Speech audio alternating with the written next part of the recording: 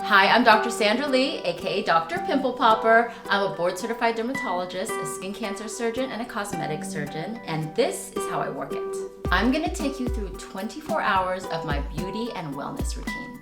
I probably have the world record in terms of the number of pimples that I popped. Tens of thousands at least, I would say. We have like 4 billion views on YouTube. I don't think I have a number or the oldest blackhead that I've ever popped. On the TV show, there certainly was a 55-year-old blackhead, so that might be the record. It's not the quantity, it's the quality, really. You know, my job is challenging in general. You can see an acne patient in 1 minute, the next minute you're doing Botox and filler, the next case can be like a really complicated medical case, and then the next one can be a skin cancer surgery, and also being able to talk to people who are awake while you're doing procedures on them and making sure that they feel really calm and feel very safe and that they trust you.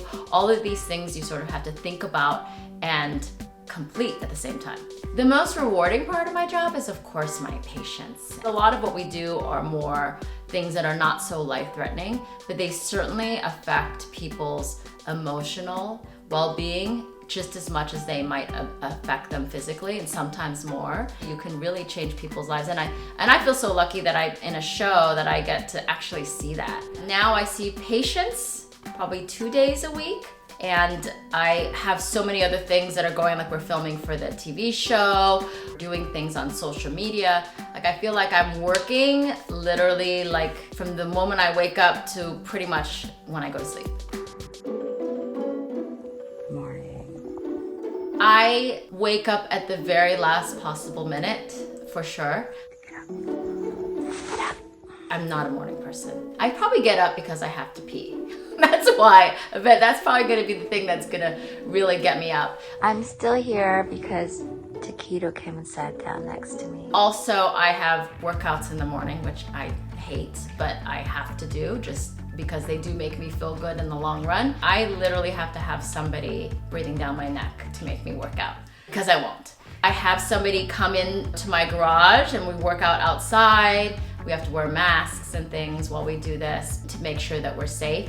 I don't really do cardio, so I don't really have to take a shower right after. I hope this doesn't mess it up with my patients. They're gonna be like, what's going on? You don't take a shower after you work out? I don't really get a big sweat. It's more like weight training that I'm doing at my workout. So I really just make sure my face is nice and clean, and I have coffee. I'm basic. I use a Keurig and I have chai latte. I use the same thing all the time, and sometimes I don't eat until lunchtime, and sometimes I try to eat a little bit of protein in the morning, especially when I'm working out. Just admiring a little of my morning view while I drink my coffee. We get bobcats and coyotes out here. I say hello to my kitty cats. I have 2 cats. They follow me all around the bathroom when I'm getting ready. They know they only have 15 minutes of my time. Good morning. I put a base of sunscreen, like a moisturizer with sunscreen underneath, and then put my foundation on top. The 2 different foundations that I use are Elcie Cosmetics or Armani. They're both really cream and more moisturizing foundations because I am dry. I have no lashes in real life. I put strip lashes on. I usually use Duart Beauty. I love these because they're separated and you can kind of pick how you want your lashes to look. And I also love Lilly lashes. I really like when they have a thin base because I have small eyes. One of my biggest flexes, I have become really good at putting on lashes, I will have to say. I mean, we all suck in the beginning. It's practice makes perfect, right? If I'm not gonna be on camera, I'm probably not putting my lashes on. I'm probably putting some foundation on maybe, or just some moisturizer. If I'm certainly sitting around at home, I'm just putting sunscreen on. I have some white hairs there. I'll show you what I do for that. ColorWow, which is like a little powder with a brush, as you can see. And you can kind of brush out these little white hairs that are growing in. Also, something I've gotten from a hairstylist is this little air brush. So if your part feels like you can see too much of it, it's like tiny little hairs. You may be wondering, how about lipstick? I hate lipstick. I never wear lipstick unless I have to. I'm just gonna put a little Vaseline on my lips and a little bit on the tops of my hands. I'm washing my hands a lot. That's it. Gonna get dressed and let's go to work. Okay, I'm late today, but I blame you guys. I get to work about 8:30 and I jump out and I'm running and I just go run into work. That's how I feel. As you can see, I wait until the last possible time.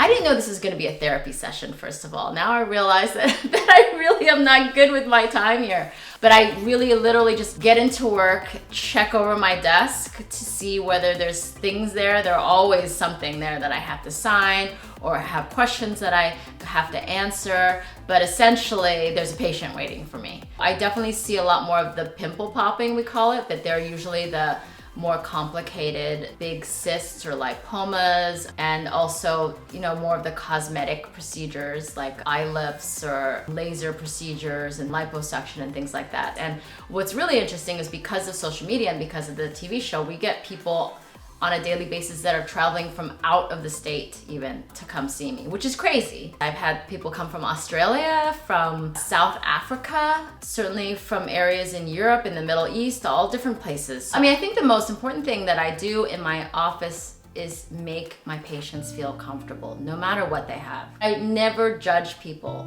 You know, I never want to make people feel embarrassed by whatever they have, because I know that they're already in a very tenuous position just coming to my office. People will often say, how do they let it grow to that level? And or how could they have walked around like this? Well, people do, and it's not something that I would fault them for. There's so many reasons that this can happen, really, you know.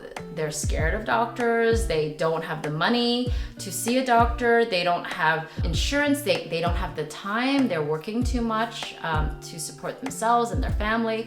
There's so many different reasons that are perfectly reasonable, and that's really important for patients to know. You know, I didn't know that my bedside manner was something that maybe stood out or was very different. I didn't really know that until I started to post on social media, actually. And I actually think it stemmed from the fact that my dad's a dermatologist and he retired as soon as I started and I took over his practice. And the patients loved my dad, like they love him. So it was like this thing where I had to make sure that they liked me just as much. There's always a positive side to things, and I realized that happiness and positivity is contagious. So if you sort of are present like that and you're in a happy mood when you see people, it really kind of transfers to them. Going out to run a quick errand here. So I'm gonna be using my SLMD UV Bounce. This is a powdered sunscreen. As you can see, I still have makeup on. I'm putting it on over my makeup because in the afternoon, last time you put sunscreen on is in the morning, you don't have sun protection. So really good for applications throughout the day. I usually go to lunch between 12 and 1:30. I'm close enough that I can go home. So I just go home and hang out with my cats a little bit and get something to eat there. Sometimes I take a nap. Depends on if I ate too much. I definitely make sure my hair is tied back now, and I certainly wear splash screens more than usual. Those are the masks with the little screen on top, and that's because I've certainly learned from my mistakes. I think all my staff have been splashed at some point. We actually have a big paperweight rock at our office that we sign, and it becomes your rock in that time where you were the last person that was splashed. I have a change of scrubs at the office just in case. And it's sort of like Murphy's Law for me too, because if I don't have that, I'm gonna get splashed. I get pimples every time I ovulate and every time I'm about to have my period. Like I get a big one on my chin. Well, I mean, a relatively big one. I haven't had like a Mount Vesuvius type pimple, like a huge one in a while, but every now and then that'll happen too. Then that's what happens to a lot of women throughout their life. It has to do with our hormones, and you know, having an elevation in hormones at some point can cause a breakout. And that's actually an interesting point because a lot of people complain about that. They say, why am I at this age still getting pimples? Well, I tell people you should actually be happy in a way that you're getting pimples, because it means that you're young, that you still have hormones, that there are just creating these like environments in your skin for this to happen.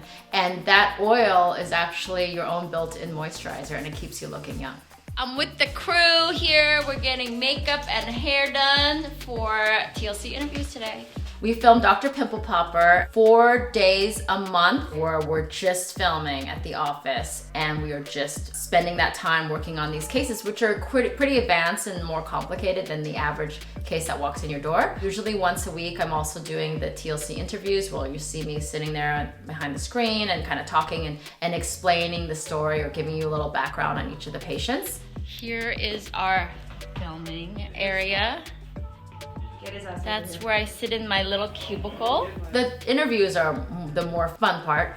Not saying seeing the patients is not fun, but it's much more stressful certainly because you are doing a complicated surgery and there are cameras in front of you and this person flew out, you know, from somewhere else in the nation and they feel like you're their last hope. So no pressure, but that is something that I enjoy when it's done with, when I'm finished with it. I went to do TLC Dr. Pimple Popper TV show interviews. So I had full hair and makeup, and now I'm home, and this is the time that I take advantage of taping some TikToks. This social media is a lot of work. I actually do devote a good amount of time to it because it's sort of like gambling, especially in TikTok. The only way you win, so to speak, is if you play.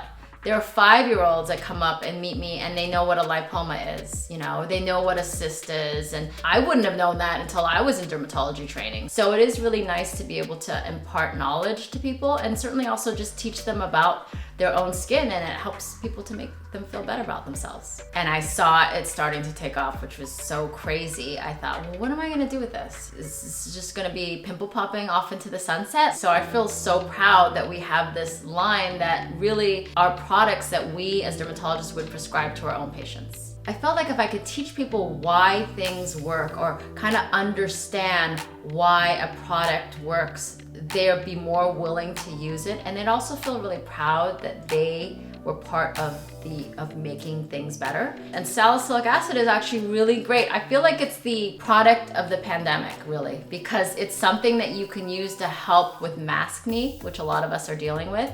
I feel like it's almost like this microhabitat of like you're hanging out inside your mouth. You know, when you're breathing in here and all the humidity, it just feels just gross. And when you're wearing makeup or you're out and about, you don't really have products that you want to put on your skin. So one of the things that I realized works really well is actually my salicylic acid body spray. I'll spray the inside of my mask and then I'll air dry it and then I'll put it on instead of spraying my face. So I feel like it cleans your mask a little bit and then also helps prevent you from having to reapply makeup. We've been stuck at home, a lot of us, and we've had to try to find things to keep us busy. I've always really been into like doing a lot of crafts. I have displays of empty Botox bottles. I just collect them and one day I'm gonna build a giant sculpture from them. I've gotten into making dollhouses, which is crazy, I know, but it's not like the old school kind of dollhouse. These are like modern model homes. The inside is very much unfinished, but I have it wired. I'm gonna put beams in the living room. There's a library, there's gonna be a closet. Look at these little baby, I had to buy these chips. Aren't these so cute? I can't wait to decorate. I'm like obsessed with it. It's so weird. I'll come home and I'll say, okay, I gotta do this other stuff. And then I'll find myself over there working on my dollhouse. You're gonna have to check back with me in a couple of years because I plan to make my furniture as well. Also, as a teenager, I played the classical guitar. It's much easier to carry around a ukulele. My father is an amazing ukulele player, so I'm picking up a little bit.